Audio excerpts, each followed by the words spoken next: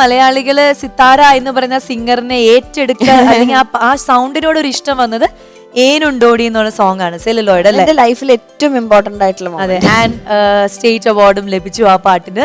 അപ്പോൾ ആ ഒരു പാട്ട് നമുക്ക് കിട്ടിയപ്പോ അതിനൊരു ഓഫർ വന്നപ്പോ അല്ലെങ്കിൽ അതിനുള്ള ആ ഒരു പ്രോസസ് ഒക്കെ എങ്ങനെയായിരുന്നു?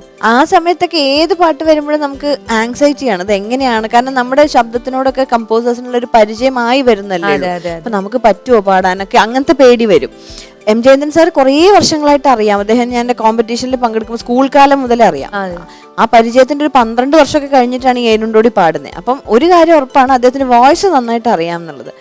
അപ്പം സാറ് വിളിച്ചു, ഇങ്ങനത്തെ ഒരു പാട്ട് പാടി തുടങ്ങിയപ്പോൾ തന്നെ സാർ ഭയങ്കരമായിട്ട് എൻകറേജ് ചെയ്തിട്ടുണ്ടായിരുന്നു. അപ്പൊ അതിന്റെ ഒരു സന്തോഷത്തിൽ അങ്ങനെ പാടി ഇങ്ങനെ പോയി. പിന്നീടാണ് അതിലേക്ക് ഈ പറഞ്ഞ മാതിരി എന്റെ അവാർഡൊക്കെ കിട്ടുന്നത്. അത് ആ സിനിമയുടെ ഭാഗമായതും കൊണ്ടും കൂടിയാണ്. മലയാളത്തിൽ വളരെ പ്രധാനപ്പെട്ടാണ് സെല്ലോയിഡ് എന്ന് പറഞ്ഞ സിനിമ. അങ്ങനെ ഒരു പ്രതീക്ഷിച്ചിരുന്നില്ല അങ്ങനെ ഒരു അംഗീകാരം. ഇങ്ങനെ നമ്മൾ ആ സമയത്തൊക്കെ കിട്ടുന്ന പാട്ട് തന്നെ ഭയങ്കര ഭാഗ്യം എന്ന് വിചാരിക്കുമ്പോൾ സംസ്ഥാന അവാർഡിന് ഇത്രയും പ്രാധാന്യം ഉണ്ടെന്ന് മനസ്സിലാവണത് കിട്ടി കഴിയുമ്പോഴാണ് അറിയുണ്ടാവുമല്ലോ. ഇപ്പൊ അതിന് ശേഷമുള്ളൊരു ആളുകൾ പറയുമ്പോഴാണ് നമ്മൾ അത് ഭയങ്കര ഒരു വലിയ, അതിന് മുമ്പുള്ള പാട്ടുകൾക്കൊക്കെ ഒരു അറ്റൻഷൻ കിട്ടിയത് അപ്പോഴാണ്.